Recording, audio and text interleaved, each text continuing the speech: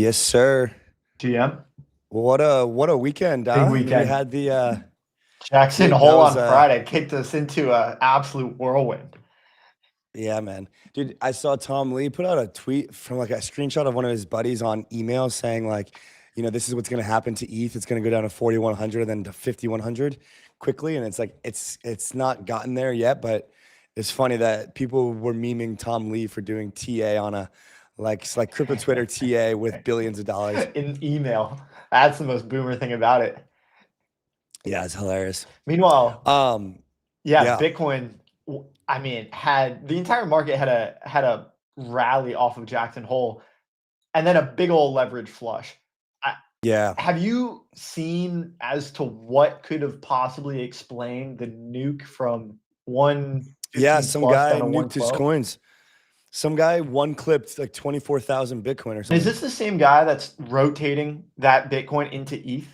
No, I don't think so. I think it's a different guy. You've seen that as well, I'm sure. The $2.5 billion whale rotating from Bitcoin to ETH.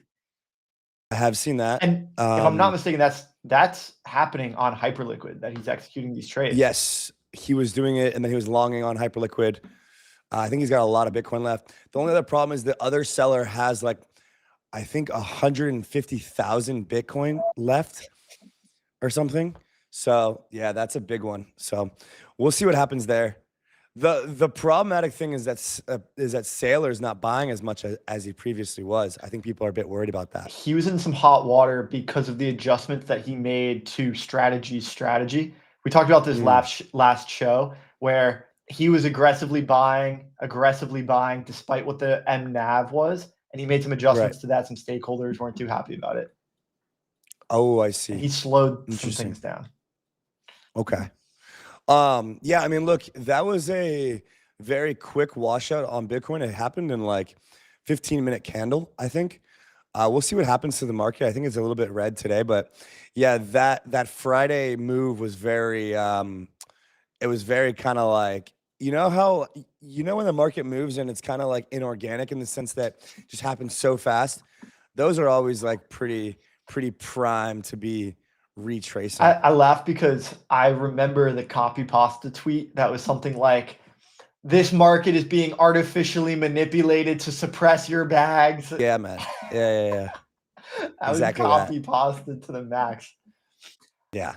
So good times. Well, we got a sick stream today. We've got Grant from Blockmates, a good friend of the show and in crypto media.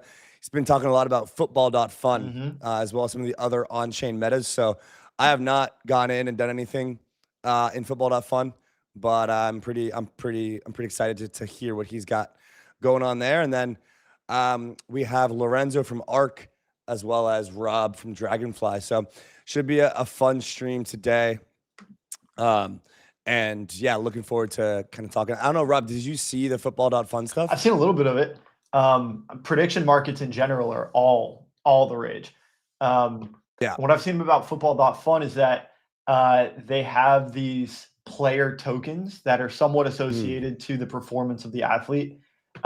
Football is obviously soccer, and they're primarily focused on this particular subset of prediction markets. But this is sort of like a prediction market meme coin crossover because, and maybe Grant can tell us a little bit more about it. I don't know that there's a resolution, like that there's an outcome or a ceiling to these tokens, which makes them trade more like meme coins. Obviously, prediction markets have an outcome. They have a max ceiling, a max floor. They either go to 0 or they go to 1. Meme coins, 𝘗𝘓𝘗𝘗𝘓, I'm not sure which category they fall into. So I'm curious to learn more about that. Well, I think, all right. Well, Grant's an English guy. I think he likes football, as we would know it as soccer. But let's get Grant up here on stage, and let's find out what's going on with 𝘗𝘓𝘗𝘓. Let's make sure he's in the back and pull him up, and let's talk 𝘗𝘓𝘗𝘓𝘗. Let's talk on-chain metas.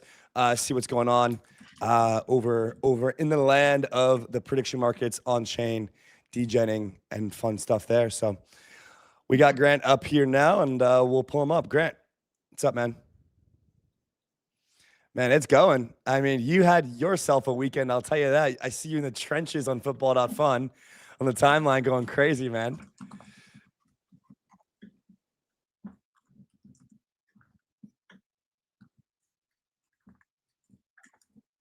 You were told would amount to nothing. Yeah, became fruitful over the weekend, but then obviously major pullback today and yesterday. Okay. So Rob and I completely like just kind of missed this or just didn't even pay attention until it kind of came up on Twitter. I think a lot of people probably did. But maybe you could just explain to us, like, what's the mechanism? What's been your experience so far? Have you made money? Have you lost money? I feel like you're probably a big football fan, so this is right up your alley. Like, what's going on? Why is this exciting? Like, what of the mechanics are working? Kind of walk us through some of this stuff. Yeah. So, to set the scene a second, there was something in the UK called Football Index. This was probably pre-crypto, even for me. So like 2015, 2016, and maybe even dated pre that. So when I was a skint university student looking for how the hell do I stop eating rice and beans for the week, came across Football Index, buy and sell football players. Like, just it's as simple as that. The problem is that thing got that big. I think there was a lot of image rights and, you know, copyright issues and stuff like that. I think they just completely winged it, and that collapsed with over £100 million, which is probably $135 million worth of people's collateral that got deposited into the platform. Completely centralized, probably just running on a Google Sheet.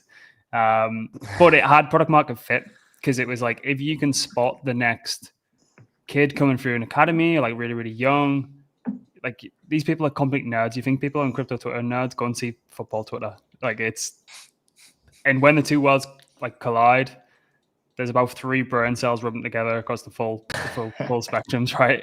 So I think having that like pre-context, losing money on that fucking thing like a while back, and then seeing this come online and just pumping into it and then giving it a go and just depositing a couple of shekels in, and then I checked it and I was like, all right, this thing's starting to move. And it had kind of connotations to, you guys will both have experienced this. You've been over to an ecosystem early, and then you're just like, this money's like doubled or tripled over a couple of days, and you're like, maybe I'll add a few more magic beans to the mixture. And then it just started going off. And then I don't know if it's just, you know, how good the Twitter algorithm is at creating this huge echo chamber. Over a weekend, wasn't really too much happening apart from that ETH and BTC whirl, which is obviously big news, but people were looking for a place to gamble. And I think, given the advancements with regards to onboarding, mainly Privy, I think it just unlocked, and kind of everything kind of came to this really, really good point where everyone wanted to hyper gamble, and that was the platform of choice. So Grant, following up on Andy's question here, what is the mechanism? Because we were a little bit unsure before we brought you on. We were discussing, okay, this is a prediction market, or is it a meme coin? Do these resolve to a certain price? Do they come true? What's the mechanism here?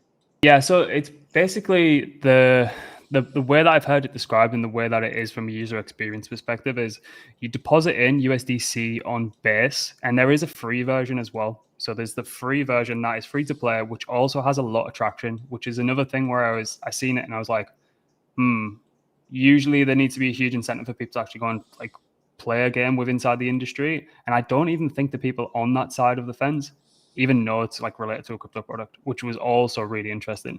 So for me, deposit USDC on Base, then you kind of get credited gold. Sorry. So it's 1-to-1. And then you go into the transfer market and you pick up shares of players. Now, I don't know if that phrase will stick around for much longer, given what we've seen with friends and stuff like that. But so immediately you're looking at like who's available. It's players from the top 5 leagues. There's still players coming online. There was just a drop today. I think there's a drop every day at 5 p.m. UTC. So you're getting onto the ecosystem. You're having a look at the June board, 5 million TVL. Well, you're immediately going to go and pick the best players, Lamine Yamal, Mbappe, Salah, maybe Harry Kane, because rising tide lifts all ships. If more capital comes in, immediately, even if you don't know football, you're going to know those names. So that was the player. But you take the USDC, which is credited as gold, again, removing any of that. What is this, US dollars? Is it USDC? If you've never experienced USDC before, you're a little bit confused. You've got an in-game credit, which is 1-to-1 with USDC, and you just buy it, and it looks like a Uniswap interface. It's a sell your gold for a player, and then the shares are credited into your account. You can see your portfolio goes up and down. And then, which I'm sure we'll get onto today, is a lot of people have probably seen the first extreme unrealized P&L on the screen. Yes. And have been met with these. These fees. They are high, but there's method to the madness, and I'm sure we can get into that. Yeah, so you wrote about that too, right? You were like, hey, like I saw a tweet, you were like, finally something that doesn't just allow like self-interested actors to max extract if they basically are super early and like max out the strategy. And so I'm curious, like do you think, like, so basically what, you know, maybe you could explain how these fees work as the larger amount of gold that you want to pull out of the system or kind of sell a card for or a player for. And if you think that's right, because I think people would probably agree with you and disagree with you on how to limit people's winnings or like what is considered fair in this kind of like fully open environment, you know? Yeah. So putting a crypto head on for a second, it makes sense given the context of everything that came before it. So we use the opposite end of the spectrum, pump fun, right? One-dimensional, something lists, it's immediately 85% bundled. Probably five bots on the planet are making the vast majority of money. First transaction buys from the likes of 𝘗𝘳𝘏𝘗 and all those involved. That is a game that is already figured out. So the edge is now eroded completely away to probably a handful of people on planet, right? So you cannot get a game off the ground if you use that same dynamic, and there are no consequences or incentives, right? So you allow people to buy, you allow different maximum allotments of initial players that are coming on the market. So there was Alexander Isak, who's at Newcastle United now. There's been a big story about him going to Liverpool. He kind of dropped today at 5 p.m. You could only buy $150 worth, right? So it stops people kind of like bundling and sniping. So you don't want someone sat with 85% of the supply, because we all know how that works. That works from a meme con stage all the way through to a low float, high FTV stage. And it's the same thing. It's the same pig, different lipstick. So how do you disincentivize that? Well, if you want to exit, you can exit and you can exit the full position, but you're going to eat the slippage and you're also going to eat a 25% tax. That might not be good long-term, but getting the players out the gate and preventing this skewed distribution in the hands of very, very few, it kind of works. So it might not work for the rest of the entirety of the game's life cycle, but I think getting out the gate and having good distribution that is fair and equal without, you know, just putting it in the hands of like 10 or 15 people who can afford to just spy up all the supply and will have really, really good bots. Let's be honest. But it's you can exit, but you're gonna get stung. This is always the paradox, right? Is that, you know, the proliferation of tokenization. We have prediction markets that, you know, go explode. You want all of these like long tail prediction markets. It's the same problem as long tail meme coins, long tail creator coins. We always run into this liquidity issue. And so is this something unique to football.fun? We've seen this before. Can we apply some of the same principles of either an order book or an AMM and just sort of manufacture the incentives such that we solve the liquidity situation on these long tail football coins? If not, it seems like we're going to continue to run into this issue over and over again. Yeah, I feel like even with what you're seeing now with like all these new launch pads that are coming online, again, to use Pump as one extreme to some of these others that are coming online, maybe like a Boop. Pump works because it's so simple and one-dimensional. The problem is that edge, that game is already won, right? It's already won. But the opposite end of the spectrum, by making it so complex that the average person doesn't have a clue what's going on, that also doesn't work. Is there something in the middle? Maybe this is kind of verging towards the middle. The team have been inside the industry for a very long time. They're very, very savvy. They're not pulling any punches when it comes to people who wanted to max extract in the early days. I think you need to put those guardrails up as much as possible whilst allowing people who want to stick around for like a long term to do all right. Like, you guys have seen this. One of the main ways to make a really, really strong community is give people fair and equal opportunity and access. And being blunt, make them rich. Like, it can be as simple as that.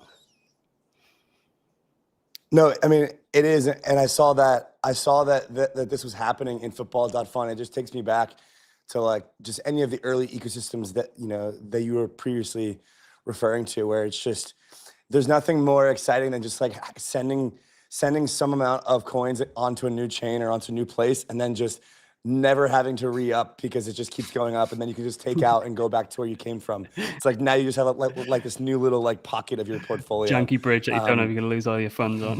Yeah, and then by the end of it, you have like little pockets on like 20 different chains. Like my friend Tech Wallet, I haven't used it in forever, but sometimes I go on Rabby and I'm just like, oh, I can, I can see it on there like, there's still a couple grand in there. Okay, cool. Like, he's still going to bring it back. I believe in him.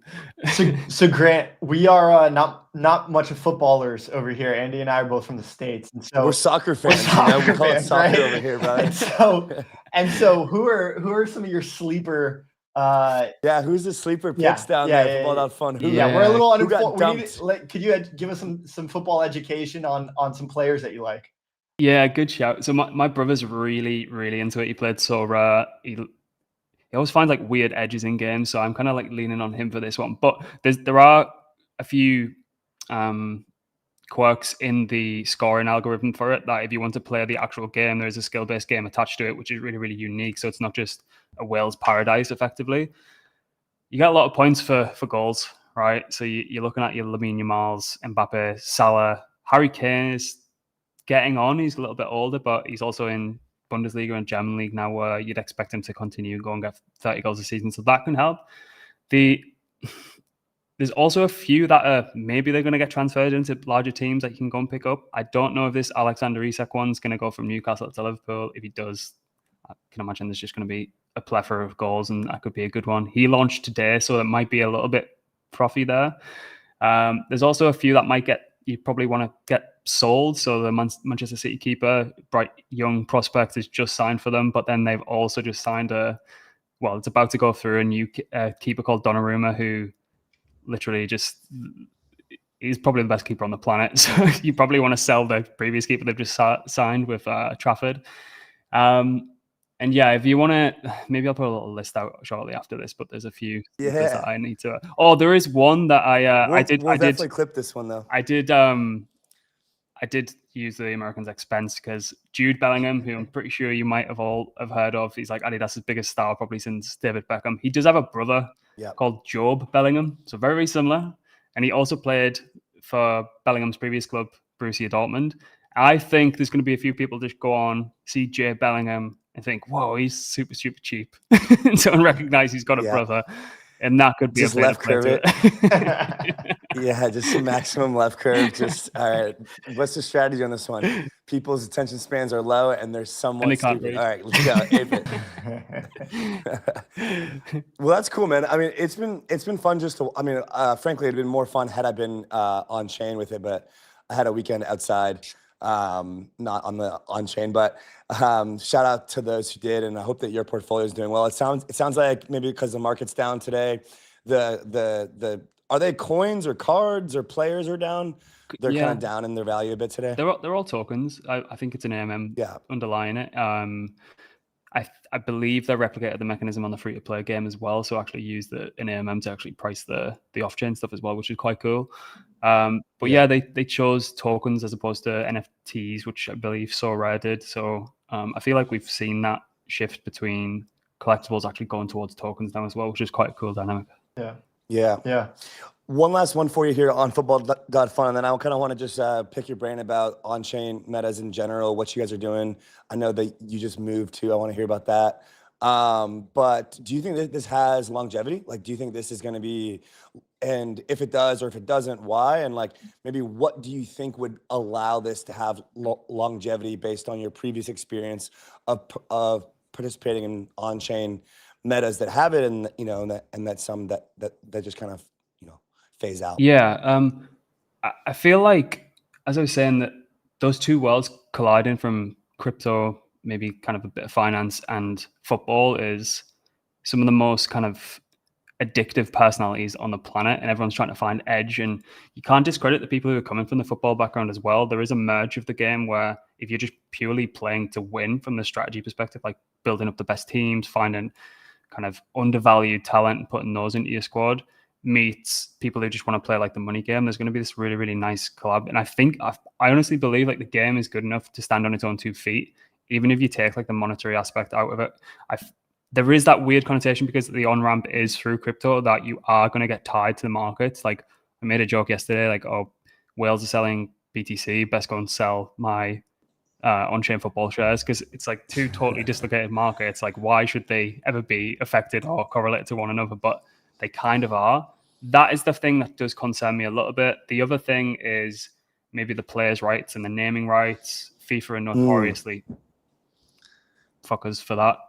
But yeah, I saw that. I saw a tweet about that. Like, how are these guys able to use these guys' names and rights without really? It's just kind of like a whatever. I believe they pulled information from Opta, which is like basically the most extensive football database on the planet. And I don't know, they've done some wizardry and they've got some really, really good lawyers around it. So so I believe that could be a sticking point. I'd like to hear from the team if I could be completely wrong on that. They probably did shitload of legal due diligence, and I'm talking like waffle here, but I believe there's enough people playing the free game to make it a success. I really think it's probably one of the most interesting and fun use cases that I've seen in the industry. And it's not just because like things are going up, things are going drastically down, and we're still trying to figure out like what the new launch is.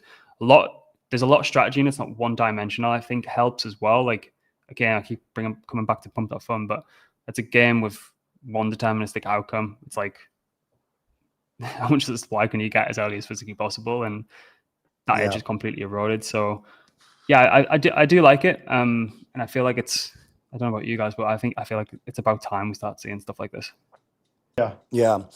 You know what's cool about this stuff is that the Pump.Fun mechanics, and I mean, this applies here a bit, but I think after this initial phase, it'll change, is the Pump.Fun mechanic for meme coins is very much like, it's not really about fundamental belief in any individual coin or community or like project, if you will, as much as it is just like being early. Like if you're the one bundling or sniping, or you're the one with the inside information that you're going to be able to buy like the first minute it graduates or before it graduates, or you're in that insider like early stage, then you can just kind of continuously run this engine of like getting in under $1 million, selling hopefully 5, 10, all the way up to 50 to 100 if you get really lucky, which kind of has slowed down now. Last year it was like everything would run to about 20 mil, 50 mil.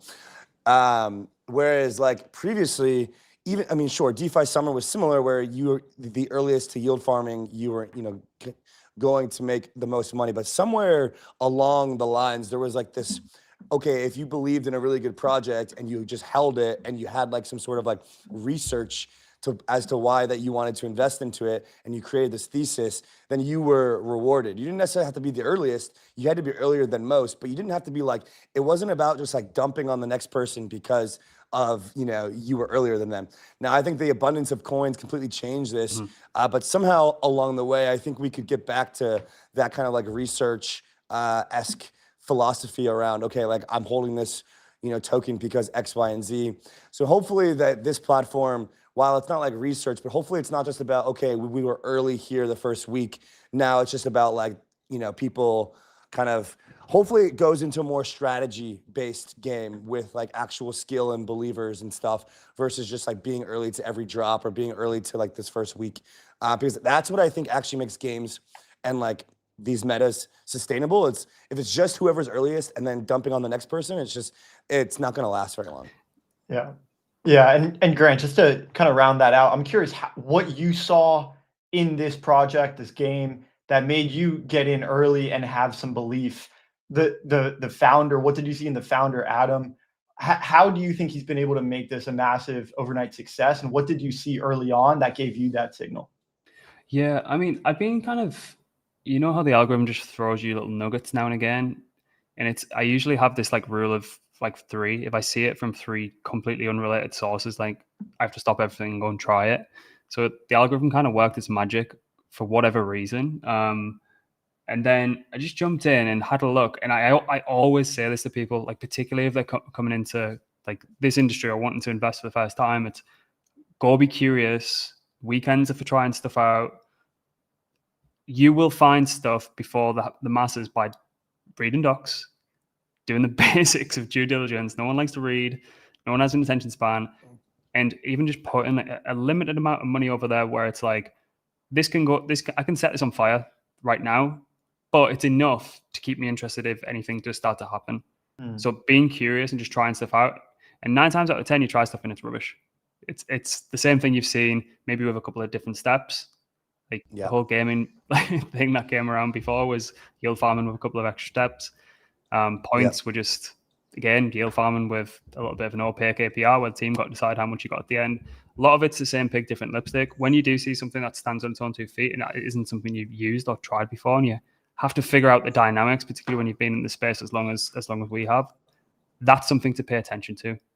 But it only comes with reps from being curious, I think. Yeah, dude. So you just moved, man, back to Europe? Is that the deal? Yeah, I'm just trying to find where we want to live. I'm Airbnb hopping now. Haven't found a spot yet? There's terrible art around me. Yeah, I don't know. I've been out in Asia for the past 4 years. Typically find island life is good, but it can be, I don't know, 30, 40, 50% harder to get anything done. So I wanted a bit of civilization, come back to Europe. It's a brilliant place to spend a lot of money, I've found over the past few weeks. But it's really, really good. But I don't know, maybe Spain, maybe Portugal, maybe Italy. I don't know, somewhere it's got really, really good food. But along southern Good food and beaches and that kind of like warm vibe, right? Yeah, and like a lot of festivals in summer. Yeah, nice. And I think you wrote a tweet about it saying that like team was growing and that you guys are growing into different, like, just like the business is growing, as I imagine, us both are. What's the, like, are you guys launching new podcasts, new verticals? Maybe you can just like give us a quick update into the community. Like, what are you guys building? What can they get from being a part of your community, etc.? Awesome. Yeah, absolutely. Much of the same on the written front. Was really, really happy with the response to the research side, where I think Bread Guy threw up it's like a battle of research, so you got to choose between 2, and we ended up going at the top there. So I was really, really happy with that, kind of going toe to toe with some of the big boys. So if it's not broken, don't fix it on the research and the written side. So and just like looking to, I suppose, cover stuff that's at the forefront of the industry, new, novel, unique. Not really interested in the 10th hyperliquid fork, On the video side, trying to, again, you guys have done a brilliant job of the in-person interviews, trying to do a lot more in-person stuff. It's nice to get out, like being stuck behind a laptop for a very, very long time now. So trying to do a little bit more of that.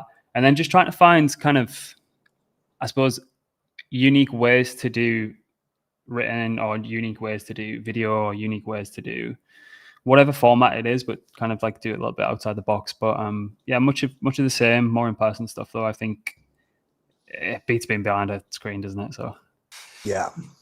And how big is the team now, dude? Any given day, I think fluctuates between like 18 and 22 maybe, depending on like capacity and demand. But yeah, it's hard to keep up, particularly when you're all remote. It'd be so much easier if you had everyone in one place, but it's the way of the world now, isn't it? So it's the same with moving. Then you got to pick a place. You got to get everyone to get there. And everyone's got to find the right food and the right. The shilling will start once I settle. Yeah, exactly. You really should come here to live. It's an amazing place. Dude, more broadly on the market side of things, we're kind of dumping today, but it's been up, down, chop. What are you thinking here? Like a lot of people are calling for a top. I'm sure you've done well, like we have over the last 2 years. Like it feels good to be like, like Robbie and I are kind of like, all right, man, like regardless of what happens in the market, we're just pressing the red button slowly but surely, because, can't run back 2021 playbook after getting smoked in that bear again, let alone the 2017 playbook getting smoked there again. So we're kind of like, all right, man, like it's been a good run. We're obviously still bullish, but look like, just happy to be taking chips off the table slowly for future runway, for just life, etc. I'm sure you're I don't know if you're late 20s now or mid 20s, like 25, 26 or 30, somewhere like that. I'm getting to be 26. Rob's 26, no longer 22, girlfriend, life, these things start to come up. I think you got a kid, Grant. now. So they're all great yeah. at spending money as well. So you need a lot exactly. So like it's you're not in Bali in 21 again. Just fucking around. So that being said, like, what's your personal outlook on the market? How are you managing your risk? Have you been pressing the red button? What's your vibes? Yeah. See, I've been through the ringer a few times, like yourselves. 21 was great, and then it wasn't, basically overnight. And then 2017 was the same. You think you're a genius, and you get your arse handed to you. So the way I kind of played it, and sorry if I'm repeating this if anyone's listening, but I've probably taken 85% off the table like 3 times now, like from the end of 2023. So when stuff started to get really, really stupid, I like to kind of call it creating a new save. So when you play like Pokemon or GTA or something, and you kind of like maxed it out, you're getting a little bit bored and tentative of where you are, start a new fresh save, take 85% off, put it in the bank, invest it into something that's a bit more tangible, and then start again. And I've done that. And what I feel like it does do is you're not constantly sweating. You've covered your bases. You're content. You can go to sleep at night, and it makes you think a little bit more clearly about what's actually happening in the market, because if it goes to 0 overnight, it's all right. You've looked after yourself. I'm probably like on that 3rd save, should we call it, right now. Still a sizable portion, but that's keeping me interested. But it feels weird because everything should be setting up going into a lower rate environment where stuff should start going ballistic. But at the same time, I'm starting to think like markets are extremely forward looking. Has this been kind of on the cards and telegraph for so long that it has been one of the longest selling news events? But I don't know. What I always say as well is just play what's in front of you. It's very, very difficult, particularly you're seeing some of the best minds in the game just getting completely chopped up and crashing out. So I wouldn't take any advice like an idiot from me. Well, we don't think you're an idiot, Grant. That's a good that's a good like mental model though, like saving. Like it's like checkpoints, right? Yeah, that's it. Checkpoint. Yeah, that's a better way of putting it. Yeah. Yeah, just like so that way if you die, you go back to that checkpoint. Yeah, it's like you go back to Professor Oak and get you started Pokemon again. yeah, you think of it as like a game. Yeah. No, I think that's the right way to think about it. I mean, yeah, it's been the last 2 years. I mean, honestly, I feel like a lot of people, including myself, underperformed what could have happened, but it's still been an incredible run. Like if you didn't get Soul hype or the meme coin mania of 24, now you're just finally getting your ETH pumped to all-time highs. If you weren't heavy in Bitcoin as well, then it's been pretty rough out there, to be honest. It's hard. It's been really hard. Yeah, way different than 21. Yeah. What do you think about that? Do you think like cycle theory is correct? Like I'm of the opinion that I don't think people can just turn up and expect this stimulus check every 4 years now by throwing a dart at CoinGecko and expecting everything to go up 10x overnight. Because I don't know, but yeah, I mean, I definitely subscribe to the law of diminishing returns. Like if you take like a logarithmic chart across like ETH, Bitcoin, and you see like, okay, like it had its kind of parabolic growth phase, and then now it's just in more logarithmic, kind of like just basically like an S curve. Like we're actually at the point now where like that S curve is like really kind of starting to flatten out across the board, which probably lends itself to be more of like a super cycle type of environment, but just like far less explosive.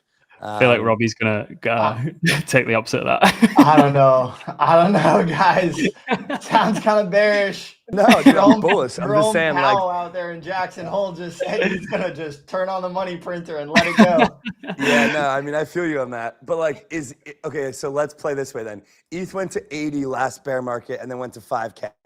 So that is like is that like a 60x? I think from the lows. ETH bottomed at 888 or something this time. No way it's 60x's from here, like or from that low. Like that would be like 50K ETH. Like this thing maybe gets to like what people are calling for like 25 at like max, which would be absolutely ridiculous in the next couple like 2 trillion or something. Yeah, like if it went to 12K, that would be outrageous. In the next 6 months. Instead of the multiples, which you're saying is compressing, and I tend to agree, the magnitude of the market cap increase, right? If it was a 60x to add 10 bill market cap, those numbers are totally made up.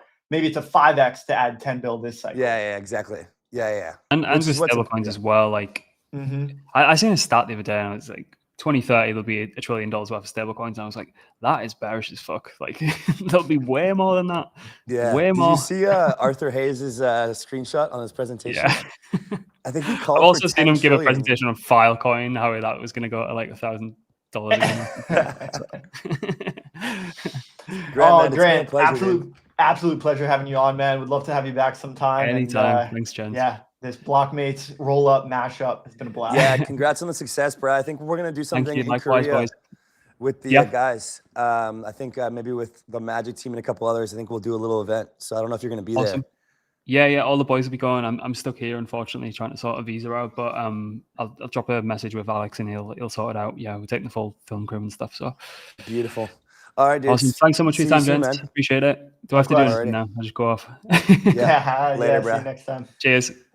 Well, I mean, that's good intel on the football.fun stuff. I didn't really pay attention to that over the weekend, so I'm glad that we had the chance to catch up on that.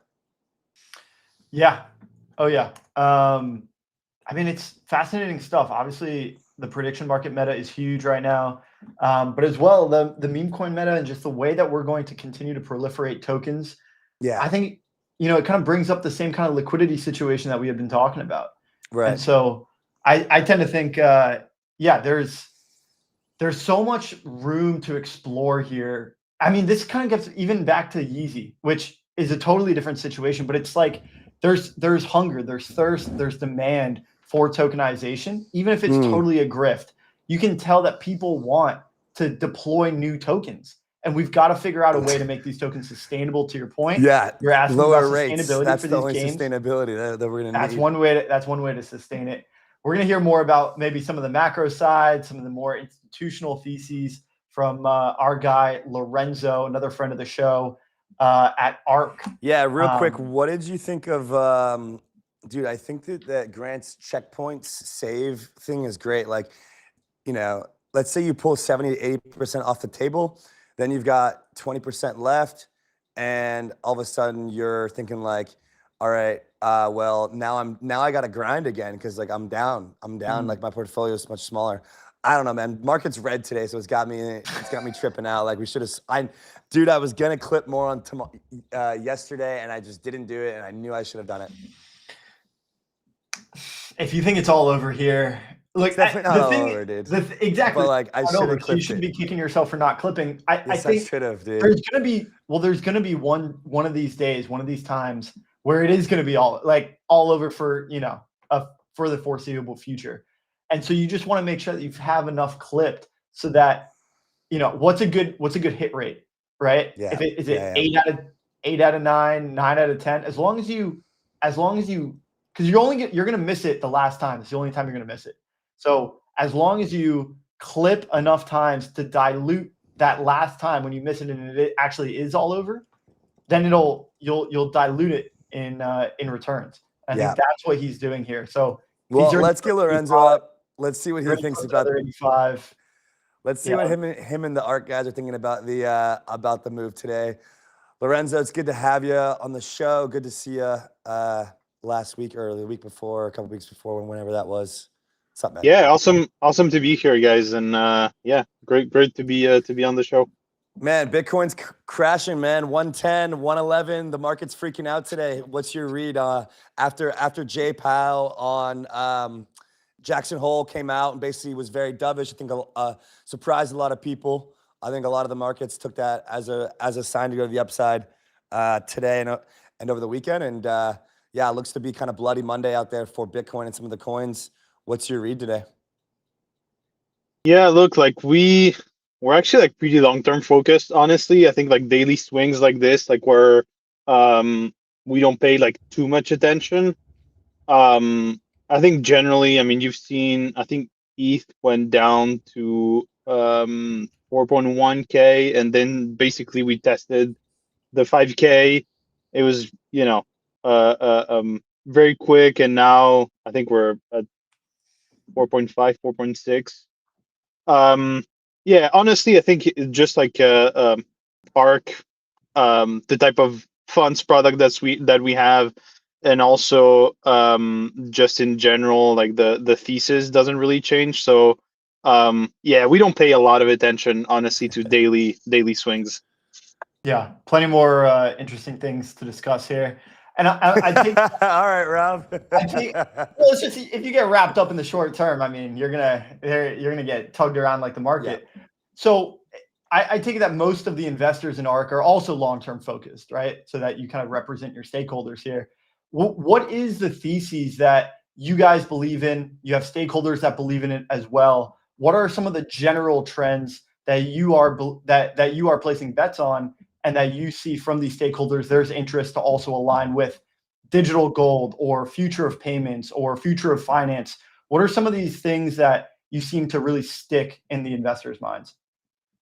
Yeah, it's a good question. I mean, look, we've been really early to Bitcoin route. I think we were one of the first kind of public asset managers to give our clients exposure to Bitcoin through GBTC. This was like in 2015. I wasn't at the firm, but I don't even remember what Bitcoin was trading at.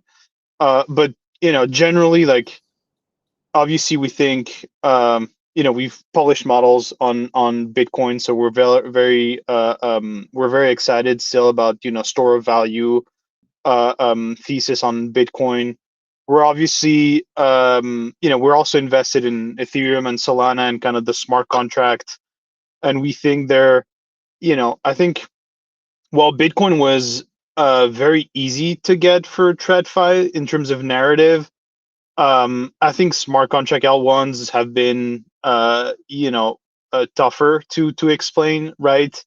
It's not that easy. The tokenomics, they change their protocol upgrades. I think the narrative is just it's just messier, right? I think now we're starting to see things churn, and I believe just it will take time, right, for a lot of the L1s, and then kind of DeFi tokens and longer tail of assets. So we spend like a lot of time. I think obviously we're very excited about stable coins and RWAs right now. I think if you look at the space right now, it's very hard to see 10 to 100x more growth without RWAs taking off, really, right? Yeah. If you compare like the two cycles, now we're at 4 trillion, but like 2 trillion of that is Bitcoin, basically, which in DeFi doesn't really count. So if you compare like TVL from this cycle to last cycle, it's pretty much the same, right? And most of that is really like ETH appreciating in price because a lot of the money markets, Morpho, Aave, is just like the price of ETH kind of increasing, right? And that kind of pumps the TVL. And so I think for us, like looking at the next kind of 2 to 3 years, it's very hard, and that's why we're very bullish on we're very excited about stablecoins and RWAs, is just because it's hard to underwrite 10 to 50x growth in the next year without seeing more of the TradFi assets kind of coming on chain, right? And I think that's a realization most investors are having in the space. And so, when you see a lot of these, we've had Robinhood announcing, that they're doing L2. We've had, Denari, I think on Avalanche, Circle with ARK, and I think there's going to be many more. Right. I think that is really the thesis for the next year or 2 years is really TradFi meets crypto, and I think we're very excited about that. Yeah. So on that note, Lorenzo, when you're looking at the ETH treasury companies, how much impact do you think these ETH treasury companies seeking yield will have on the actual DeFi products that you mentioned, the Morphos, the Aaves, the Athenas, the stable coins? How do you see ETH treasury companies deploying their capital on chain? Will they do that? And then how do you see that affecting either usage, valuation, TVL, et cetera, of some of these larger DeFi companies? And, is that part of the thesis? Yeah, it's a good question. I guess we can talk about that like broadly, because obviously MicroStrategy has been around for a long time, and we had for kind of 2 to 3 years we didn't have any Sol and Ethereum DATs, and in the last kind of 2 to 3 months we had 1,000 launching. So I think it's pretty interesting. Look, I think the DATs in general, they're interesting, and we're still doing a lot of work on it. It's probably we've been doing a lot like in the last 2 months, but I think the biggest realization to me is public markets are so much bigger than crypto. Then I think that is kind of the main appeal of these DATs, right? Yeah. If you think at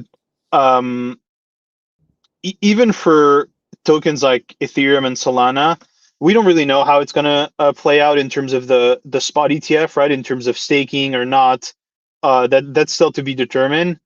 But even for Ethereum, where right now, I don't know if you've seen, guys, but I think there's a 13-day staking queue right now, and so you can imagine that spot ETF are probably going to be able to stake less than 50% because of liquidity reasons. Mm-hmm. And so how much multiple do you kind of you put on that yield, and that basically revenue that the DATs are going to get on a yearly basis, right? Yeah, but Lorenzo, I think you're missing the idea of like liquid staking being just as profitable as actually owning a validator. Like, why would anybody do a validator when you could just toss it into Lido? I guess there's more risk. Yeah, I think if you're looking to allocate like ETH and Sol then into DeFi, I'm not sure, like from a compliance perspective, a lot of these teams are actually going to be able to use liquid staking protocols. Okay. We'll see. But I think for us, that was kind of an interesting part of the DATs, where I think it's an interesting wrapper, an efficient wrapper if you look at the yield. And also obviously you have the arbitrage with the MNAV, right? And we'll see how that is going to play out. But I think I've posted this, and this is all public, but if you look at a few of the DATs, I think it was BitMine on on the span of a month, Ethereum went up 60%, but they actually increased the ETH per share by 130%, for example. Mm-hmm. And so I think it's going to be interesting to see how the multiple plays out on a lot of these.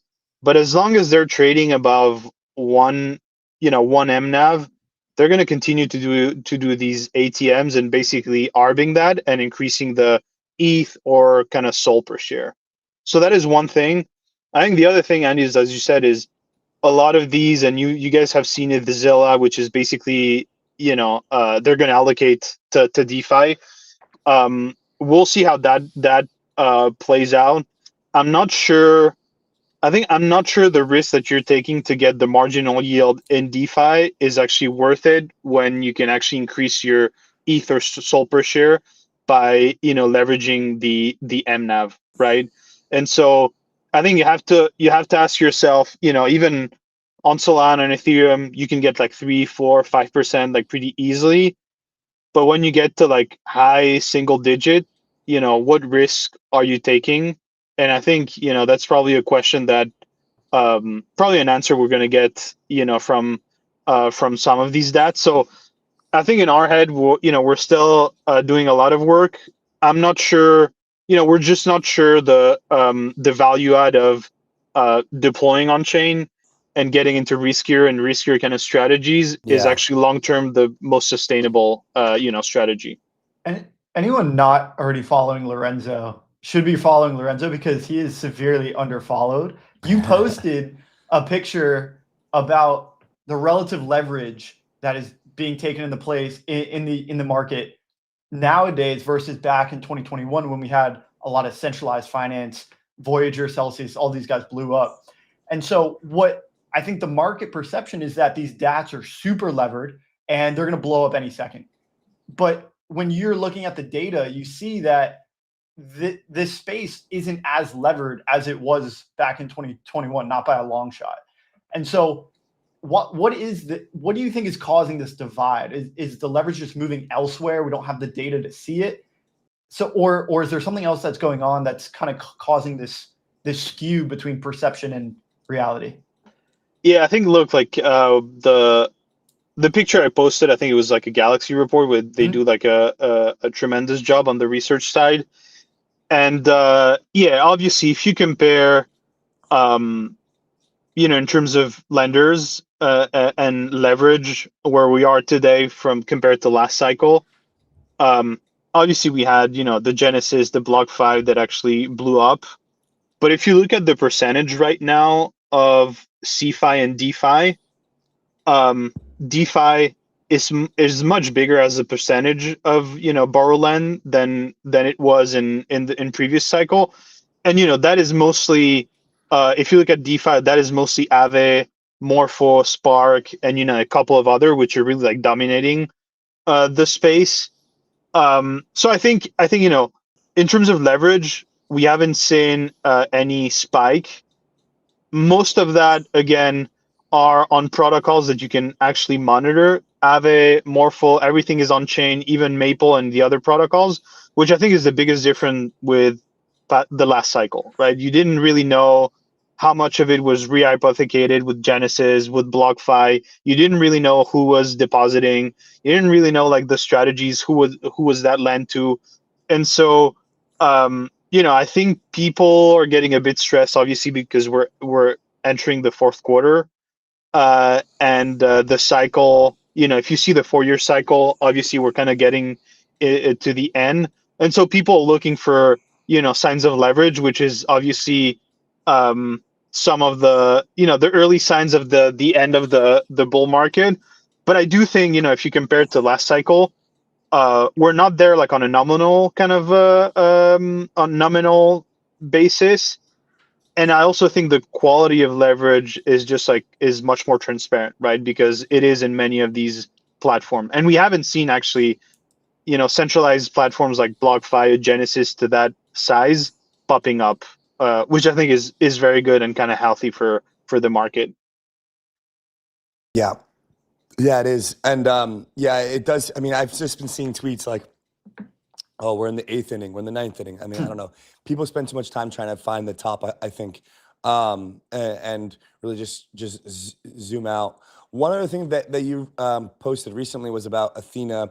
Athena's been getting a lot of traction with regards to actual stablecoin market cap growth recently, in addition to just general like mind share and kind of appearances on my timeline. And what's interesting is that their mechanism is literally designed for lower rates, right? The lower rates get, crypto speculation theoretically goes higher. You get a better basis trade, you get better yield.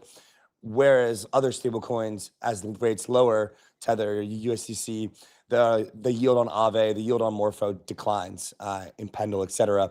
Kind of get like this dichotomy here, which works well in Athena's favor. You know, when you're looking at Athena, other stable coins, this general kind of landscape here, how do you anticipate, let's say we get a 25 bips or 50 bips cut in the upcoming Fed meeting, and then, you know, maybe over the course of the next 3 to 4 Fed meetings, we get a total maybe of a one basis point cut. How do you anticipate that affects the DeFi landscape, which feels like people are so entrenched in the current setup, which is like a 4.5% to 5% rate kind of environment? How do you see lower rates changing the DeFi landscape? Let's say we get that over the next 6 months, 1 basis point or a little more down. Yeah, I think it's going to be very beneficial, like, you know, overall. If you look at, you know, rates right now, you know, they're at 4.5-ish, right? And so they're kind of on par with DeFi rates, like with on-chain rates. I think, you know, once they're going to go down, you're going to see actually DeFi starting to be much more attractive on a comparative kind of basis. So you said that, Andy, like I think if you see Athena kind of yield on SUSDE, I think on a trailing 7-day, I think it was like 17-18%, something like that. And so I think right now, obviously, with rates as they are, like DeFi is less appealing, right? When you start to have like rate cuts, you're gonna have kind of more speculative behavior, and so you're gonna have more leverage being taken on, on ETH, BTC to take out loans and basically borrow USDC.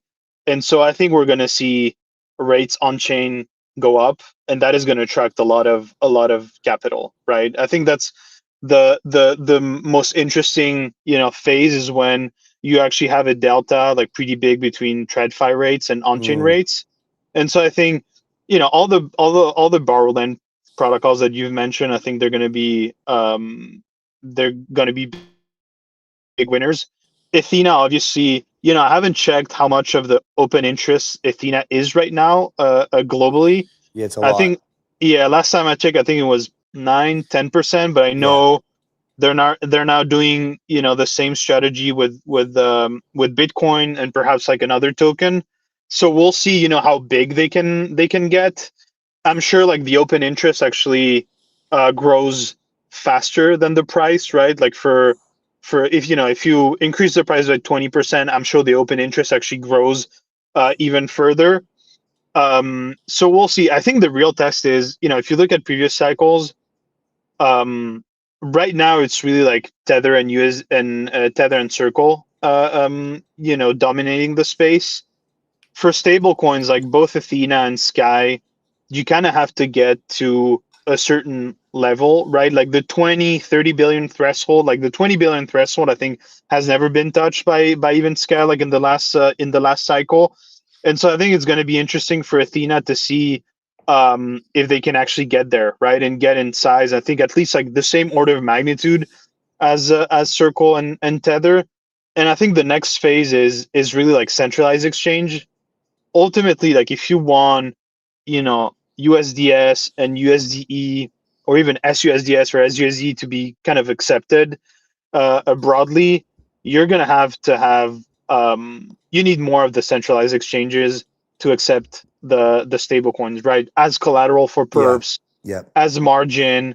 Like without that, I think it's very, very difficult to envision, growing kind of past 20 billion. And they remain a bit subscale, right? Because like Circle and Tether are just continuing to grow. So I think that's going to be very interesting. I don't know, Athena, they're also working like on Converge, the L2 would securitize.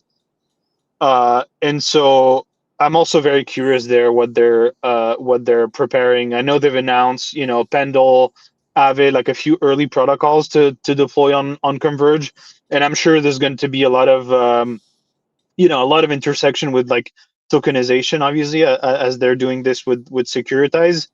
So yeah, I think just broadly, very bullish. I think it's going to be a catalyst for a lot of the on-chain protocols, and a lot of the stable coins as well, such as Athena. Yeah, and Lorenzo, you kind of you alluded to this with Converge, and also in one of your previous tweets with regards to Circle's ARC and Stripe's chain as well.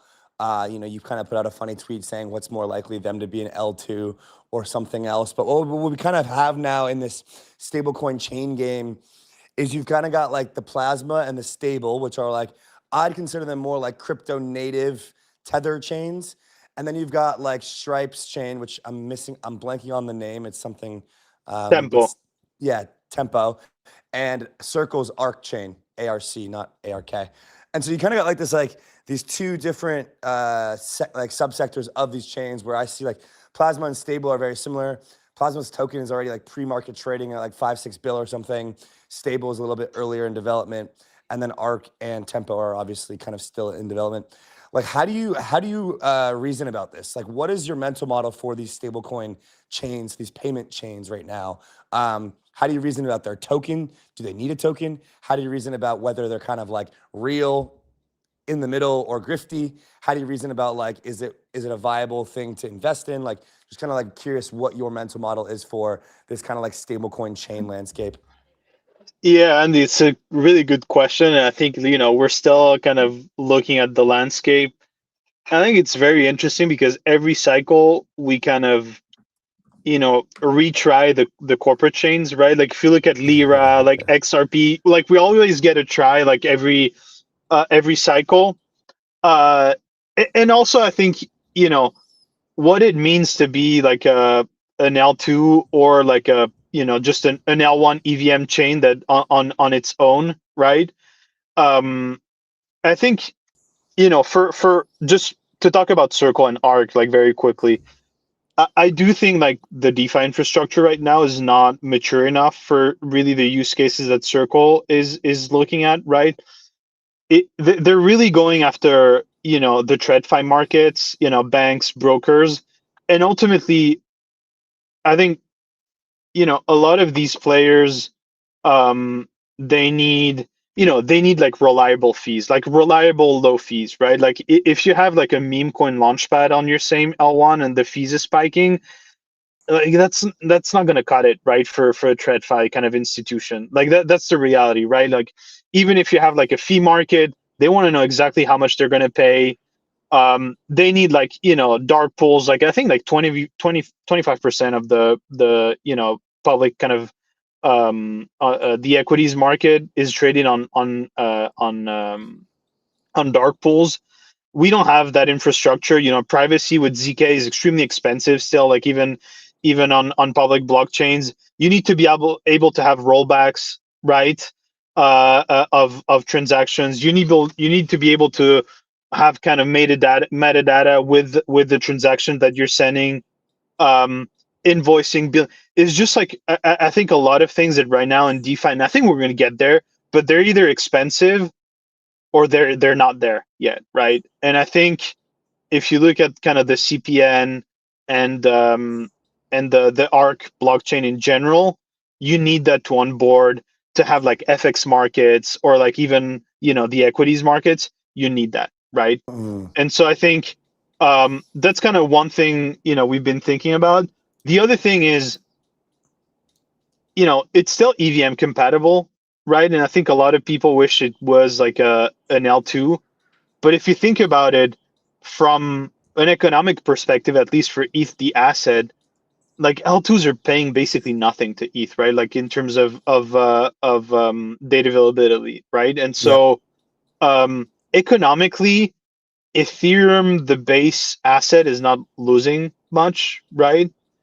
And USDC is already centralized as a product, right? I think many people don't realize that, but USDC and USDT are freezable, right? And so I think the fact that they can also be transacted on a chain that is a bit more centralized, with kind of proof of authority, is not really a big change.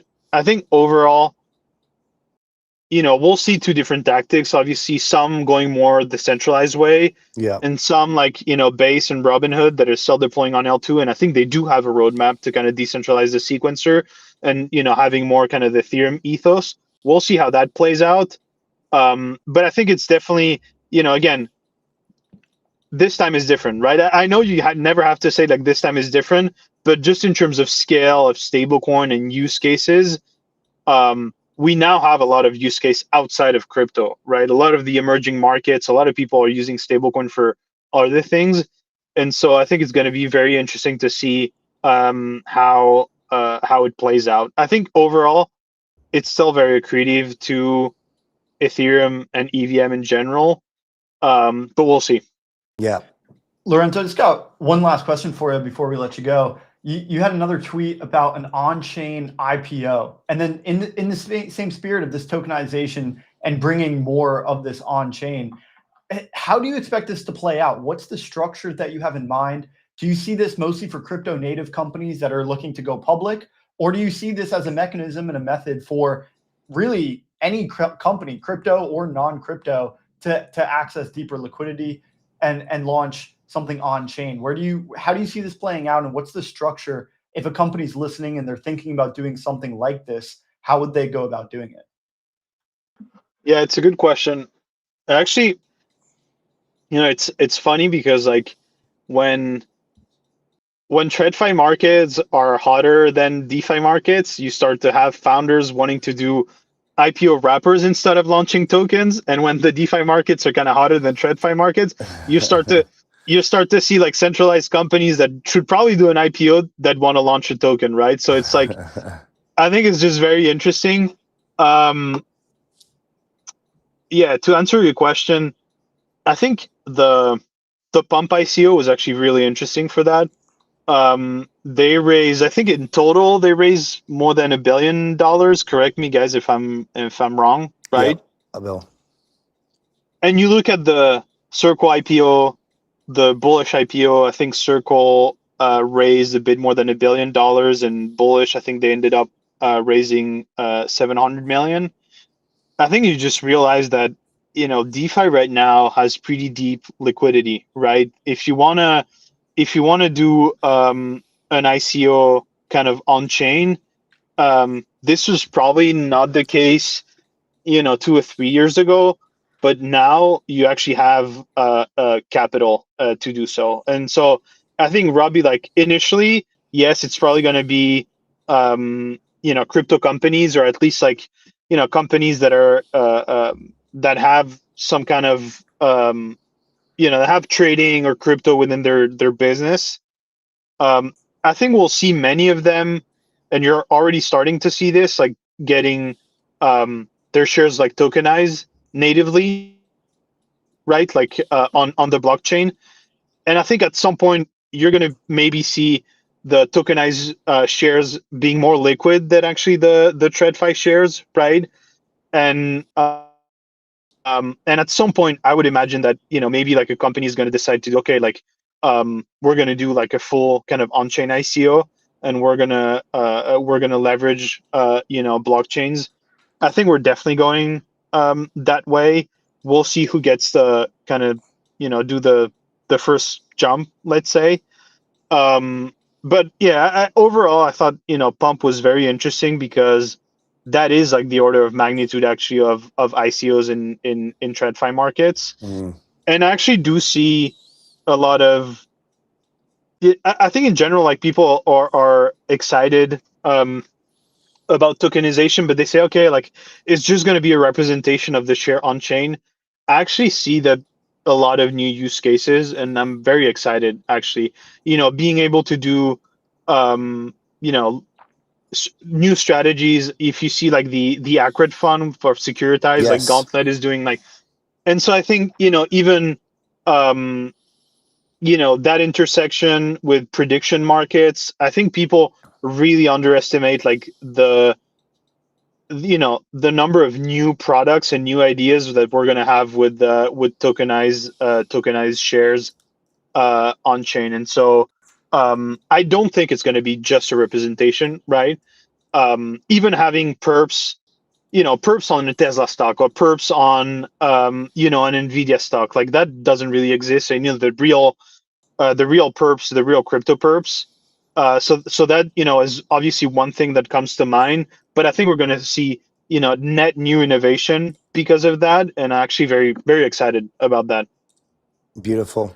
Yeah, I mean, look, I put out a tweet that was like, I think all of the actual action and real progress is happening in all of the unsexy areas right now, which is like stablecoins, payments, enterprise, tokenization. I mean, tokenization is kind of cool, kind of sexy, but not really.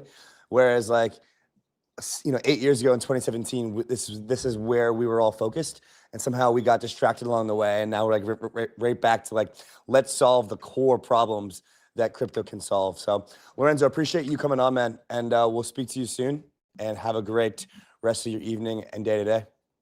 Thanks, guys. It was awesome having me. Thanks. It was a pleasure, man. Speak to you soon. See you.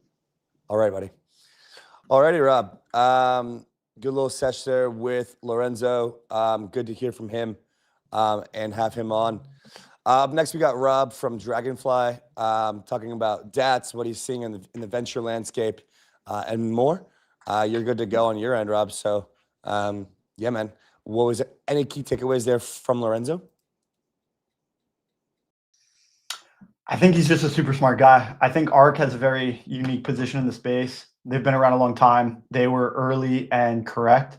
And I think Lorenzo, given that he's a director of research over there, very involved in their digital asset strategy, has a lot of good takes. He has his hands kind of in both of these pools, the crypto native pool as well as the institutional pool. And I think that's a pretty unique balance that he can draw conclusions from both of these when it comes to DATs, when it comes to these on-chain IPO structures, and generally the scale at which he sees financial products once these two industries are combined. I think he has a really deep understanding of what is possible once a lot of these products move on-chain. So always great to talk to Lorenzo. Up next, we've got Rob Haddock GP at Dragonfly. We'll get him up here on stage. Just toss him up. Rob, good to have you. You are the other half of Dragonfly, which we know our famous or our infamous Hasib clip on him calling the top on proof of stake was the one to remember from permissionless, which I suppose because of DATs he's now reeled back in. But it's good to have you on. I've been watching a couple of the Empire roundups. Good to see you there as well. And yeah, man, how you doing? I'm doing well. Thanks for having me on. It's a bummer because the market's like melting down the last few days. So I was like really excited. You hit me up on last week, and I was like, the markets are doing well. Good Jackson Hole conversation, and then the last 2 days have been a real bummer. But we are where we are. Yeah, you kind of called it though in one of your tweets. I think after the flush, you were like, "Weekend pump into the leverage flush." Is just classic. Classic. Yeah, and it's happening again here.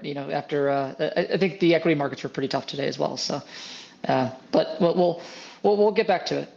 And Rob, do you think this is kind of a blip on the radar, given the more dovish Jackson Hole sentiment? Are we going to start to see some more structural changes in, general monetary policy, and that's gonna take its effect, or are we starting to front run whatever the next thing is? If we're dovish now, we're going to be hawkish later, and we're starting to see that turn out. I think what you saw in the market, I was just actually chatting about this with a few really smart traders that I know, the initial reaction on Friday is everybody was excited about the dovishness, and they were surprised. They were a little bit caught off guard or caught off sides. There's, I think, an expectation that Powell continued to be a little bit hawkish, and that maybe there would be some downside there. He was surprisingly dovish, and he also indicated maybe a change in the way that the Fed is going to think about monetary policy going forward. So the initial reaction was, way into the upside, right? And we saw just everything rip. Right after that happened, in a lot of the conversation Saturday into Sunday from a lot of the macro traders that I am close to, that I think are quite smart, became, well, what does this actually mean about the future of monetary policy in the U.S.? What do we think this means around potential effects on or knock-on effects on the economy over time? Do we think like higher inflation over time, is that net negative for potential growth, and is that going to eat into the EPS of a lot of these companies? And I think what we're seeing right now is the kind of just understanding that maybe that change that Powell indicated on Friday is not actually good for growth over, call it the next 12 to 18 months. And so we're seeing that a lot of that initial kind of pump retrace because of that. Yeah, that makes a lot of sense. I think the sentiment here was like, okay, we're starting to lower rates and inflation is still above their target 2%. And so what does this mean? We're just going to forget about. I think Powell told you he's going to probably forget about the 2%, or 2% is no longer, the mandate, right? And if that's true, then what does that mean for, and how does that permeate through the rest of the economy? And I think there's maybe an expectation from a lot of people that like 2% was still a goal. We would get back down to it, which is maybe, higher for longer was the story. And now it seems like the story is like, well, maybe it's just higher forever. And what does that mean? Is that the hyperinflation? Bitcoin is the alternative. The denominator is going to zero. Like, this is really playing out. This isn't just a meme. Yeah, I mean, listen, it's maybe it's not hyperinflation, but it's 3%, but 3% leads into 4% eventually, and I think that's the concern, right? And I think, as I think about it, there's also a concern about well, what does this mean if assets continue to inflate, but things like, incomes don't inflate, right? Or it becomes, you start to see that, call it this like wealth disparity that has existed kind of continues to blow out, right? And if that blows out, we see a lot of, the gambling behavior that we've seen, or a lot of the concerns around just, how does like the new generation make it, right? Yeah. And that can eventually, if you take it out long enough, can result in just, unrest, right? And like broader issues globally. Well, I think you're speaking to him, Rob, and I think the answer is hop into the metaverse with your AI VR set, get your Pizza Hut delivered, and have your dopamine sent to you via Neuralink, or fight your way to make it to the Citadel. So one way or the other. But Rob, you brought up a good point that I think that the mindshare of crypto Twitter at least has been orienting around, which is this kind of hyper financialization with regards to prediction markets. There's been a lot of talk about that the last, 72 hours really. Even like the last week, the Polymarket CEO DM'd me and was like, "Yo, man, why is there so much talk about prediction markets on the timeline now? Like, what's going on?" From your perspective in the venture seat, are prediction markets, or what we've seen on the venture side with our small fund, is more of like interesting spin-offs of them with, either opinion markets or conviction markets, different time-based decay functions, different outcome functions. Is this something that's interesting to you from a venture perspective? How, and I also put out a tweet, like, how do I get exposure to prediction markets? Is this a trend that you want to invest in? Like, what do you think about it from a personal portfolio, and, perhaps how is Dragonfly thinking about it? Yeah, so Dragonfly is a relatively large investor in Polymarket. And so, we have exposure there. I can't say that we've done any of these spinoffs, and we've seen all of them. They've crossed the desk. I find that if you take like a really successful platform like a Polymarket, and then you say, okay, well, I'm going to splice it up into like, verticals, and, try to like kind of win at that vertical. I don't find that typically in most cases has, is able to get the right, kind of funnel in place, right? You can't pull enough people you can't pull enough eyeballs. Maybe you can get like a really good like core group of, like sports gamblers to come to your sports gambling website that is, focused on that. We've seen, I think there's like a football one that Six Man is back that has been out there. Football.fun. Yeah, right. So there's things like that maybe that really is interesting for like a really hardcore group of users, and you see them move there. And as we all know in platforms like this, like 20% of the users are like 80% of the volume, right? And so you really have to focus on that hardcore group. But I think broadly, these platforms, whatever can get the most eyeballs in, are the ones that usually typically win. And that's why you see, who's gotten the biggest. It's Polymarket, it's 𝘗𝘁, it's like people like this. So we haven't backed any of the what I would call the more verticalized ones, or the more, I guess, like smaller market ones, like opinion markets and things like that. But not to say that they won't be successful. It's just been, as we think about venture outcomes, addressable markets, it's Polymarket's been where we put our play. Yeah, I mean, I think we've been ideating on it as like a crossover between media and these markets. Like if there's a way in which you can come on, Rob, today, you have a take, like we ask you about a Solana DAT or something, and you have a take, then we can just go directly take that take, make a prediction market for it on Polymarket, or on a, it may be easier to do it on a smaller one if there's some like liquidity grant, et cetera, right? And then we can then create this interaction with our audience such that they're betting on your takes that just happened on our show today. Let's say the outcome is a month away. Then all of a sudden, like, now we've created this kind of relationship where our audience can make money consistently or lose money based on the takes of the guests, and whether or not like we agree with it, we disagree. They can kind of like tail us or fade us. So just kind of like ideating on like, okay, if we know a couple things are happening, one is that everything is going faster, attention spans are going lower, and people want to be actively participating in some sort of financial way, then it's like it's all roads lead to like some sort of way to basically allow your content consumers to participate in the speculative upside or downside of your show. And so, yeah, we've just been running through experiments on thinking about how to do it. Yeah, listen, I love the idea. I think you have an Oracle problem, right? And there's nothing people like hate more than saying, okay, well, I put my money behind this thing. Now I think I'm right. And now they're telling me I'm wrong. And like, now I feel like I'm rugged.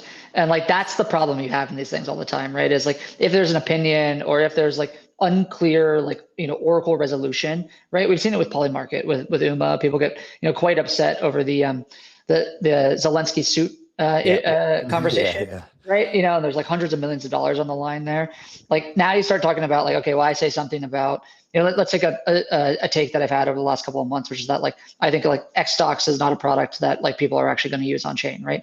You can go look at the data right now and you can tell me, oh, well, people are using it. It's doing $3 million of daily volume, right? And I could be like, well, $3 million is like absolutely no volume. Like what I said is correct. And there's those problems about how you resolve those things, right? And differences of opinion. And so I think the more you have Oracle issues or the more you have like subjective resolution, the more people are going to be upset in, these types of markets. And if people lose money and they think it's unfair, like they're just not going to come back.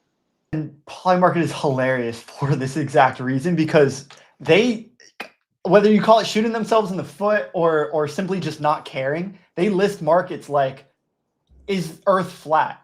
Or will Jesus come back this year? Like, they do just absolutely ridiculous markets because people find them entertaining.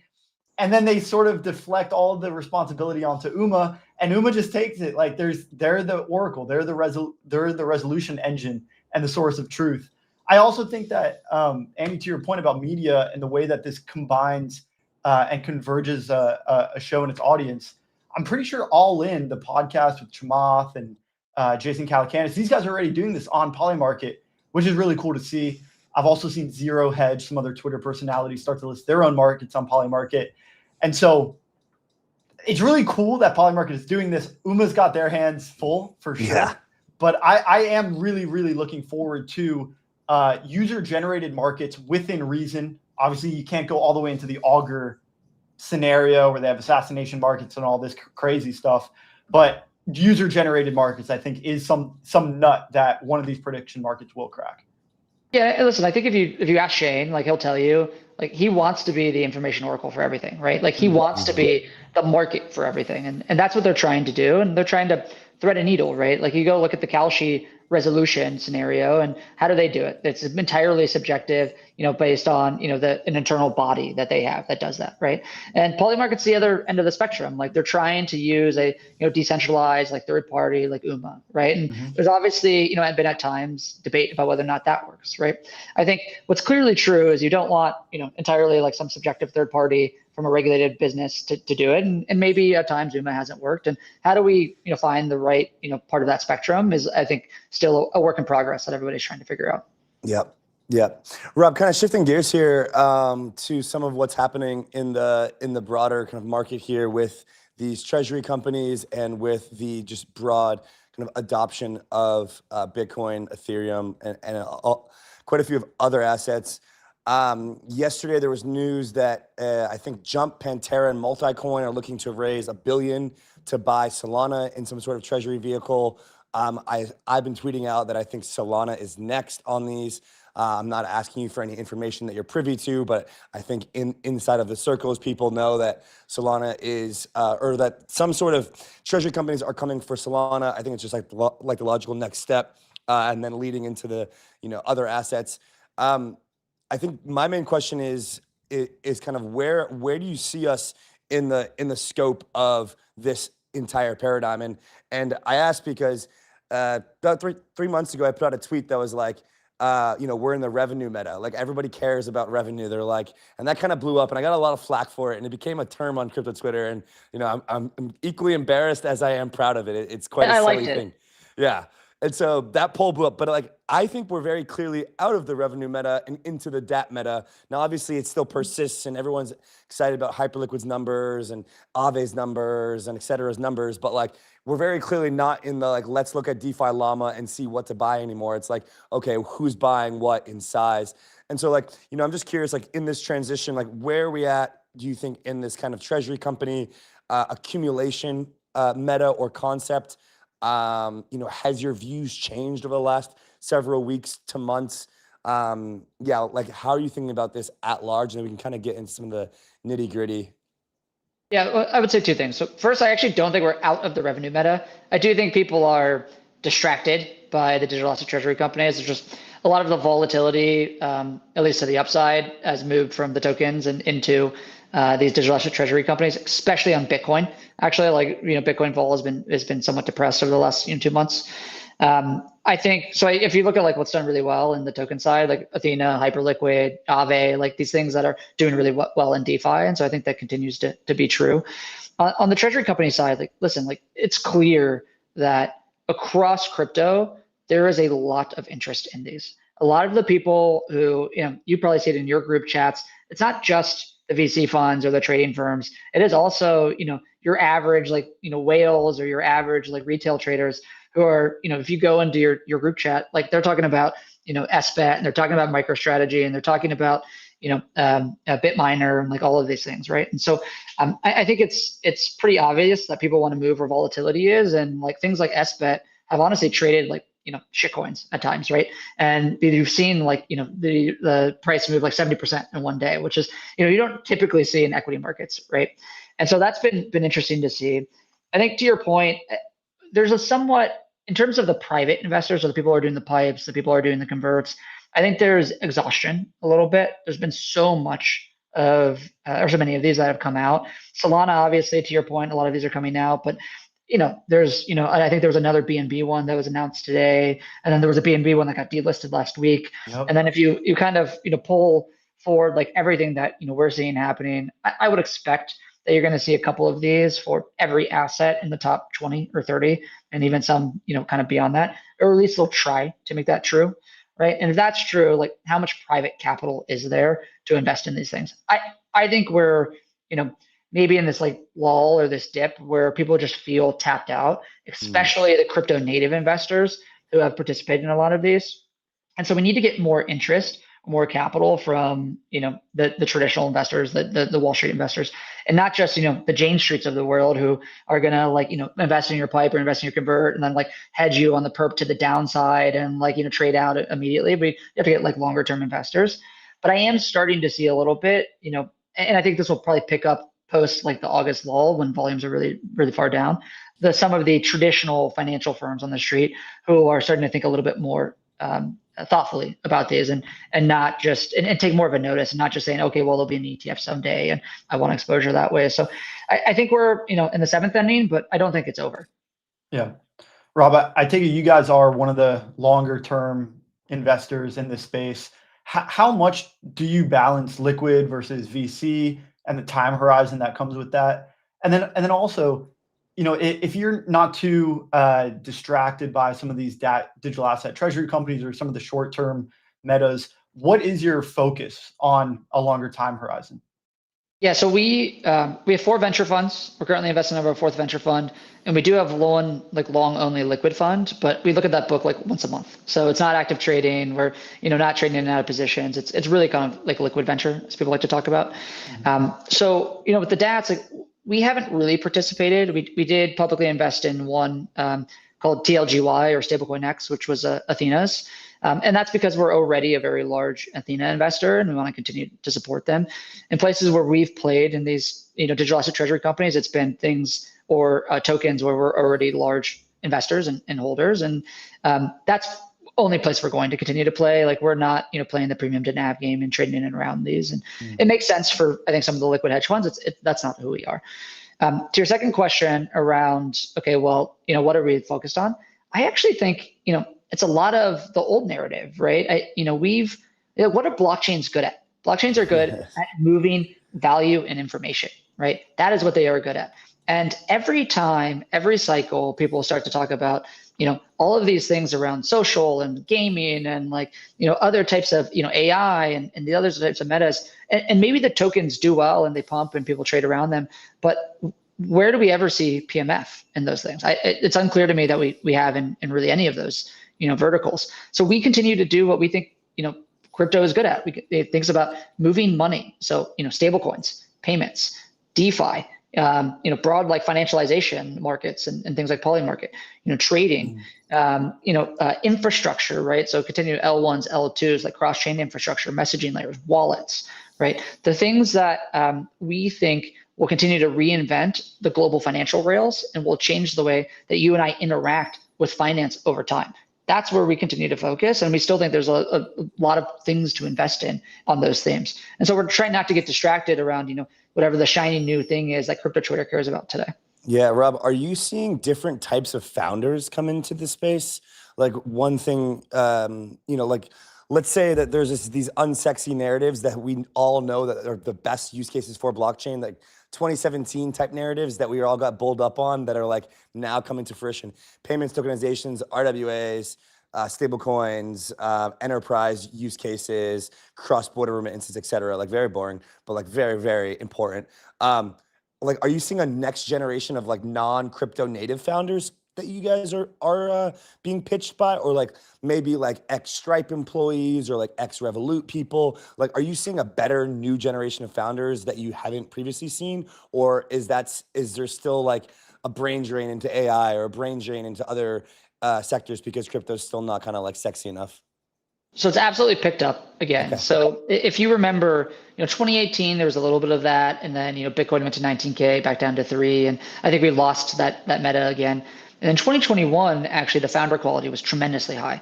But you'd get these kids who came out of Stanford and, they had, 4.0 CS degrees. And they're like, I'm going to do a Uniswap fork on, name your chain. Right. And you were kind of like, okay, what's the point? But all of those things were getting funded because everything was moving so quickly. Everything was doing so well. And then, obviously we had 2022, which was a tough time for all of us who were in the space. And we kind of had a dearth of talent. People who were very crypto native were still here, but that new talent, that new wave, really kind of disappeared for a couple of years. And then over the last, call it, year or so with, BlackRock and the Bridge Stripe acquisition and, just the excitement, since the new administration has come in, we've seen that, talent level for that entrepreneur pick up again, especially in things where, again, what blockchains are good at. So the tokenization aspect, to your point, payments and stable coins, like the amount of people I see from places like Stripe or like large payment companies, large financial institutions, it's really, really growing quickly. We funded a number of people this year who are, hey, I've always been interested in crypto, but we're coming out of this big financial institution. We've got a CS background. We've been doing crypto on the side, and now we're really excited to go full time because we feel like now is the time. And that was our investment actually in Athena, right? Guy Young used to work at Cerberus, right, which is a big private equity firm, and during 2021, he was like, maybe I'm not supposed to say this, but he was like degenning it up like on the side, the whole time. And then he was like, I want to be in the space full time. And he made that move when the market was, kind of at the bottom. But a lot of guys like him are now feeling comfortable making that move. And so we've been really excited about that group of entrepreneurs. That said, there is still competition with AI that has made, I think, it tough beyond maybe the financial aspects. So in those other parts where people have been excited about that, those people who aren't necessarily wanting to build, financial rails, they might still be going to AI. And so there's a bit of that brain drain. Yeah, well, I just thought that like this next era of founders is going to, like I would be excited to invest in somebody, as you said, like a guy, obviously in hindsight, but somebody who's coming from that world and wants to work in crypto, but has that because they're not coming with the same baggage and mindset that a lot of the crypto natives kind of have with regards to tokens and projects and protocols. Like they're going to come in and they're going to try to build a real business. They're going to be a part of the revenue meta. They're going to generate revenue. They're going to figure out a way to either get it back to shareholders, token holders, et cetera, and build something that has immediate just immediate need. Now they might struggle with some of the culture and the vibes and the conferences, but you can always hire out for these types of things. But yeah, I think that is the big turning point. What I'm trying to get at here with the thought is even though we're still not early to crypto, the last 10 years was obviously the early phase. We're still early enough, but maybe with venture, investing in the 21, 22, 23 cohort has worked out, but maybe there's a whole new set of even better founders that we've ever seen in the space before, such that the venture cycle is almost restarting in a way where there's entirely new niches and sectors that will come in from better people, better ideas, more positive regulatory clarity that will make a lot of the current projects look small and like they were early in 5 years. So maybe like the venture cycle is like almost restarting again because of the positive changes in the regulatory regime, as well as just the broader perception change, which is bringing in these new founders. I don't know. I think this is going to be a really good vintage for new founders. I think the whole space is maturing. It's getting more sophisticated. There's more dispersion. So in 2021, everything went up. Everything either went up together or went down together. So, you could throw a dart at the wall and, you maybe over the right time period, you would make money, right? That's not true anymore. I think it's healthy because we want there to be dispersion. We want there to be, winners and losers, because that's how, we are able to differentiate between people who are building good, product with PMF and people who aren't. And, then the token becomes less of the product, and hopefully people focus more on the product itself and what they're building, right? Because I think there was always this meme on Twitter that the token is the product, which was unfortunate, right? But I think a lot of people took that to heart, and it meant that they didn't build for the future. Today, we're seeing a new set of founders who want to come and they want to reinvent the way money moves. They want to reinvent the way people bank, right? And that's exciting. And I think there's really only 3 investable areas of technology anymore, and it's AI, it's biotech, and it's crypto. Like that's it. Right, that's where all the growth is coming from over the next few years. And so, if you want to build in the financial ecosystem, like it's crypto, right? It's AI, can help out, but like that's the place where you want to be. And I think we're seeing a lot of really exciting new founders who understand that finally and feel comfortable doing that because of the regulatory clarity. Not a big robotics guy, huh? Listen, I robotics, AI, I kind of put them together. But yes. So. Rob, I got one last question for you before we let you go real quick, because you've spent so much time thinking about stable coins and you're talking about reimagining how people are banking. You put out a quote tweet on one of the Wyoming stablecoin, which seemed to me like it was a big deal. It was a public, it was one of the 50 states launching their own stablecoin, but you kind of had a cautionary tale to tell about, kind of watch out for the issuer banks. Is this because stablecoins are coming to eat their lunch, or these issuing banks that are backing these stablecoins are kind of in trouble? What was, maybe you could just unpack that and clarify a bit. Yeah, so what I was really trying to say there was, if you think about what an issuing bank is, and I'm sure a lot of your audience hasn't thought about payments that closely, but people or a bank, sorry, I'll back up a second. So in traditional payments, there's a 4-party model. The 4-party model typically has, call it an issuer, the person who's like issuing a credit card essentially, and is backing that credit card with credit, right? Now, what happened in that, Wyoming stablecoin was they were saying, okay, well, we're going to issue a stablecoin, so we don't necessarily need a bank unless you need credit, right? And then we're going to allow you to spend that stablecoin if you get it, or we're going to allow you to get that stablecoin if you have social benefits or on your tax return. And then we will allow you to spend that stablecoin with a RAIN issued card. RAIN is a company that does like stablecoin backed cards, but they have their own like regulatory license essentially, so that they don't need a bank to issue that card. Meaning that all of a sudden now I can get my tax return from Wyoming in a stablecoin and spend it without ever having my money touch a bank, right? And that type of payment flow, we're starting to see more and more of, right? Like if you look at what Stripe has done, they said, okay, well, we're going to issue our own stablecoin. We're going to issue our own stablecoin backed card. We're going to issue our own virtual accounts overseas. And we're going to also acquire Bridge, which is going to be able to do the orchestration across everything. If you take all of that together, and now also, by the way, they have Privy, which is the account layer. You take all of that together, theoretically, you never need to touch a bank, right? Because like you can spend in your Stripe ecosystem with a stablecoin backed card for like a supplier that is also in the Stripe ecosystem, right? And so when I look at the future of payments, if they're happening on stablecoins, then you don't really need an issuer bank anymore, because the stablecoin issuer and the card issuer can be outside of the banking system potentially. I mean, Genius Act, there's a lot of conversation around in the banking license, but you have companies who are able to get OCC regulated, and obviously Circle's trying to do that, and others are, right? And so I think the long tail, especially like the non-GSIBs, like the community banks, the call it mid-sized banks, I think they are in a lot of trouble. And you're seeing that right now with them trying to push back against the Genius Act in terms of potential yield, or this like workaround yield.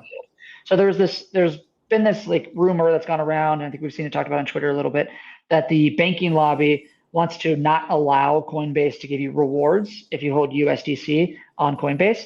It's because, and they're saying specifically that we think there's going to be deposit flight. We think people are not going to want to keep their capital in the bank anymore.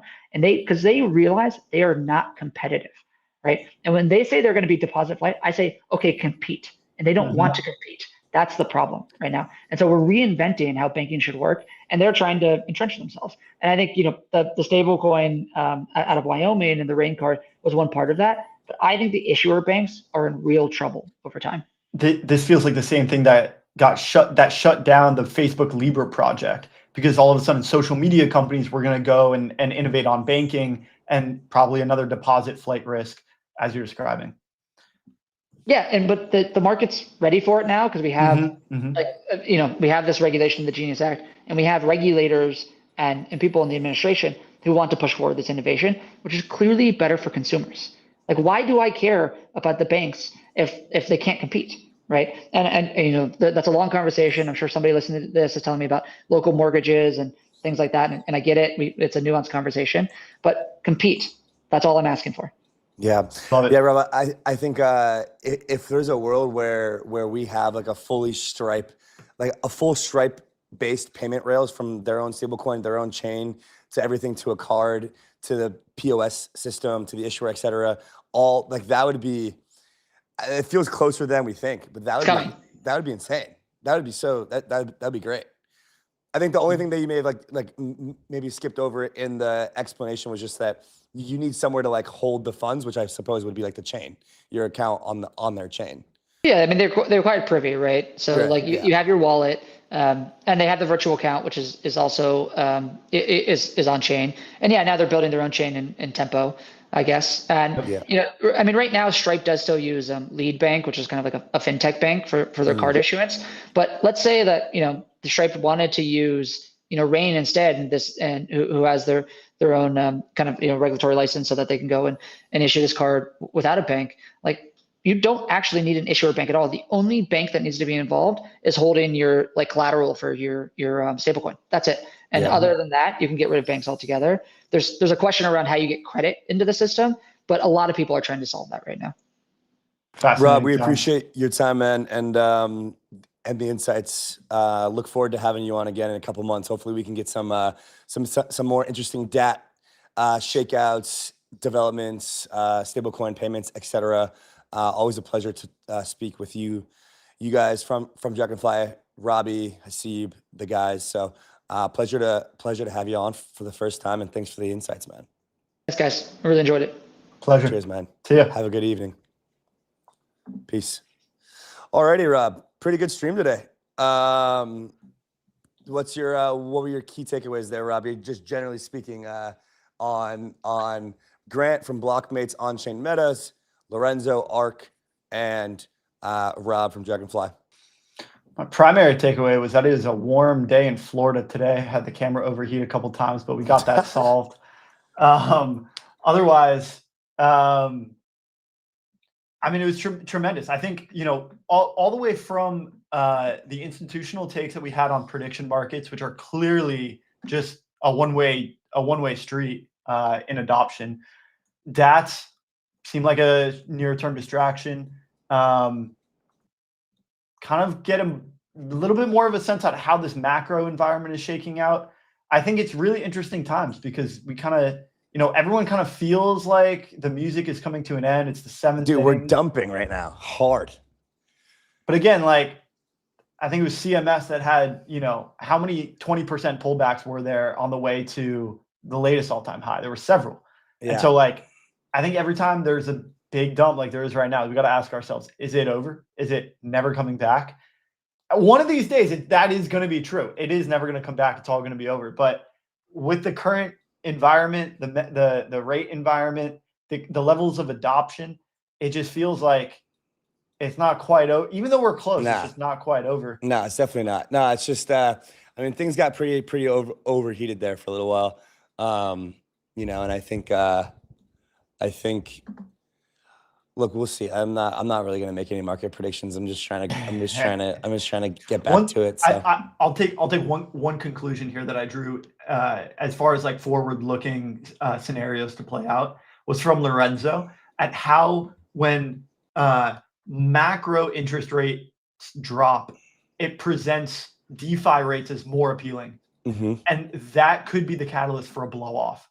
Because as you because you would imagine that macro rates drop, there's a big onboarding on chain to get those DeFi lending rates, and then those consolidate, and then those get diluted, and then there's nowhere to go. You can't get it on chain, you can't get it off chain, and then all the leverage gets wiped. And so it feels like we're at maybe step 2 out of 3, where okay, now macro rates are dropping. We could anticipate some onboarding, some movement from off chain to on chain, and that could spur like, you know, kind of an on-chain rally. Whereas right now, all of the anticipation, all the leverage is happening at majors that get centralized finance leverage, almost like CeFi back in 21, 22. Yeah, it is similar. We're going to, you know, potentially see some of that come on-chain and then leverage. I mean, look, maybe we'll get a turnaround Tuesday tomorrow. Maybe not. Either way, we'll be here on the stream. We'll see you guys tomorrow. We got another banger tomorrow. We're going 4 times this week. We're gearing up for daily. We're gearing up for a bunch of new segments and fun stuff. So, guys, thanks for joining us today. Great stream. Enjoy the clips. Enjoy the excerpts. And we'll see you tomorrow. All right, Rob. Peace. Peace.